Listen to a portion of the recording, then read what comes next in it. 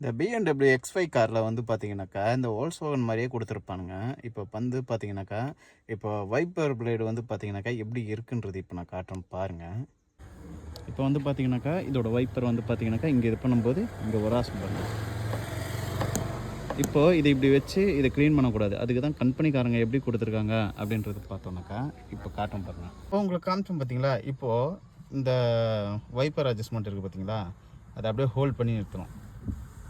ஒரு 2 செகண்டு, அவ்வளோதான். சென்டராக வந்து நின்றுடுச்சா, அவ்வளோதான். இப்போ வந்து பார்த்தீங்கன்னாக்கா, இது துடைக்க வேண்டியது வந்து எப்படி துடைக்கணும் அப்படின்னு பாருங்கள். இப்போ பார்த்தீங்கன்னா உங்களுக்கு சிம்பிளாக எங்கேயுமே இடிக்காது. இந்த டவுன் வரலாம், ஓகேவா? எங்கேயுமே இடிக்காது. கரெக்டாக இதில் வந்துடும். இதில் வந்து நின்றுடும்.